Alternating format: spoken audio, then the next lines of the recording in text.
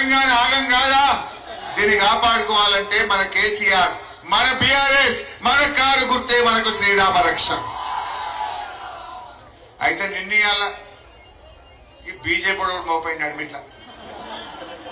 ఇప్పుడు కాంగ్రెస్ వాళ్ళ మీద కోపం వచ్చింది. ఆయన తప్పిపోయే వాళ్ళంటే బీజేపీ గిట్ట ఓటేసి అనుకో పేరం మీదకి పోయిన పడ్డట్టు అవుతుంది. ఆయన ఉన్నాడు ఆయన దుబ్బాకల రఘునందన్ అని. ఓసారి మన రామలింగన్న మీకు కూడా బాగా తెలుసు, గౌరవనీయులు రామలింగన్న అనుకోకుండా చచ్చిపోయింది. అయితే దుబ్బాకల ఉప ఎన్నిక వచ్చింది. ఈయన నిలబడ్డాడు. ఏమన్నా చేసి గెలవాలనుకున్నాడు రేవంత్ రెడ్డి లెక్క. ఇక చెప్పింది కదా అంటే ఇంటికి 2 ఏట్లు ఇస్తా, నాగలిస్తా, 2000 నిరుద్యోగ భృతి ఇస్తా, దవాఖాన పెడతా, టెక్స్టైల్ పార్క్ పెడతా అని అది చేతుల వైకుంఠం చూపించాడు. పాపం దుబ్బాకోళ్ళు నమ్మి ఆయనకు ఓట్లు వేసాడు. 4 ఏళ్లలో ఒక్క పని కూడా చేయలే. జనం ఊకుంటారా? మళ్ళా మొన్న ఓట్లు వచ్చినాయి. ఇక మొన్నటి ఓట్లల్లో దుబ్బాక ప్రజలు మడత పెట్టి ఉతికింది కదా అంటే 54,000 ఓట్లతో చిత్తుగా ఓడగొట్టింది. మొన్ననే 3 నెలల కింద ఓడిపోతుంది. మళ్ళీ వచ్చి కొండపాకలు నిలబెట్టి ఓట్లు ఇస్తామా? దుబ్బాకలు చేయలేనోడు కొండపాకలు చెల్తాడా? దుబ్బాకలు పని చేయనోడు కొండపాకలు చేస్తాడా? ఇంకా పుణ్యాత్ముడు అంటాడు ఏమన్నా చేసి గెలవన్నట. మర్డర్ చేసి గెలువు, మర్డర్ చేస్తానని బెదిరించి గెలువు, తలవల కొట్టి గెలువు, భర్తను భార్యకు దూరం చేసి గెలువు, వీడదీసి గెలువు, ఏమన్నా చేసి ఓట్లేసుకోవాలన్నట. గది కూడా చూద్దామా ఒక్కసారి. హైదరాబాద్ గెలిచినా, తప్పు పని చేసి గెలిచినా, తలవాళ్ళు కొట్టి గెలిచినా, మర్డర్ చేసి గెలిచినా, మర్డర్ చేస్తాను భయపట్టి ఉపయోగించుకున్నా, ఏమి చేసినా చూసితో సిద్ధంగా వెళ్తే మనం అందరం తెల్లగుంటాం, బయట వేసుకుంటాం. భార్యలు భర్తలు, భర్తలు భార్యలు నమ్మకం చేయాలి. అట్లా విడదీసి ఓట్లు ఇచ్చేటువంటి కార్యక్రమం మనం మొదలు పెట్టాలి. మళ్ళా పెట్టరు భయ్, జర మా వాళ్ళు సార్ కొంతమందికి అర్థం కాలేదు. మళ్ళా పెట్టు, జర సౌండ్ పెట్టు. హైదరాబాద్ గెలిచినా, తప్పు పని చేసి గెలిచినా, తలవాళ్ళు కొట్టి గెలిచినా, మర్డర్ చేసి గెలిచినా, మర్డర్ చేస్తాను భయపట్టి ఉపయోగించుకున్నా, ఏమి చేసినా చూసితో సిద్ధంగా వెళ్తే మనం అందరం తెల్లగుంటాం, బయట వేసుకుంటాం. భార్యలు భర్తలు, భర్తలు భార్యలు నమ్మకం చేయాలి. అట్లా విడదీసి ఓట్లు ఇచ్చేటువంటి కార్యక్రమం మనం మొదలు పెట్టాలి.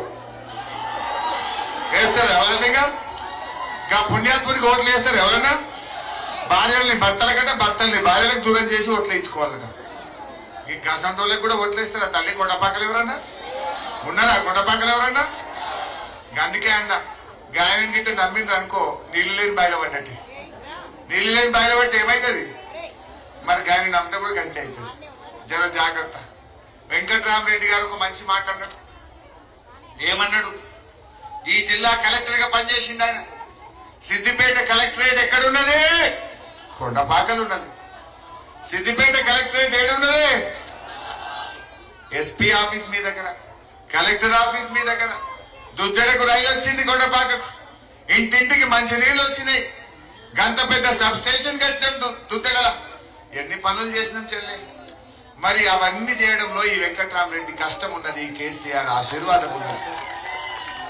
ఆ కలెక్టర్ ఆఫీస్ కట్టించింది, ఆ కలెక్టర్ ఆఫీస్ ను, ఎస్పీ ఆఫీస్ ను, ఆ రైలు తేవడంలో మన వెంకట్రామరెడ్డి కృషి ఉన్నది.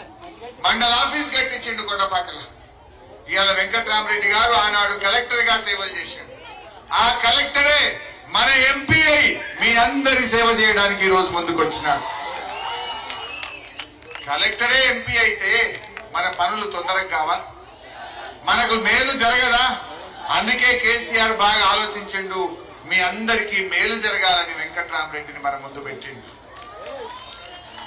వెంకట్రామరెడ్డి గారు ఢిల్లీ నుంచి నిధులు తేవడమే కాదు, ఆయన తన కుటుంబ ఆస్తిని, తన సొంత డబ్బులను మీ పిల్లల చదువుల కోసం, కాలేజీల ఫీజులు కట్టడం కోసం నేను సంవత్సరానికి 20 కోట్ల చొప్పున 100 కోట్లు ఖర్చు పెడతా అంటుండు వెంకట్రామరెడ్డి గారు. మా అక్క చెల్లెలకు, పేదవాళ్లకు కుట్టు శిక్షణ ఇప్పిస్తా, కుట్టు మిషన్లు ఇప్పించే కార్యక్రమం కూడా చేస్తా అంటుండు. నిరుద్యోగ యువతకు ఉద్యోగాల కోసం, పోటీ పరీక్షల కోసం ఉచిత శిక్షణ మన సిద్దిపేటలో, మన గజ్వేల్లోనే మీకు ఇప్పిస్తా అని చెప్తా ఉన్నాడు. 10 లక్షల బీమా ఇప్పిస్తా అంటున్నాడు. అంటే ఆయన ఇంగ్లీష్ లో, హిందీలో బాగా మాట్లాడగలుగుతాడు. ఢిల్లీలో కొట్లాడగలుగుతాడు, నిధులు తేగలుగుతాడు, స్వంత డబ్బులతో మీకు సేవ చేస్తాను కూడా ఆయన ముందుకు వస్తా ఉన్నాడు. అయితే ఈ మధ్య కొంతమంది ఒకడు కులంతో బయలుదేరిండు, ఇంకొకడు మతంతో బయలుదేరిండు. ఆ బీజేపీ పైన మీకు ఏదో క్యాలెండర్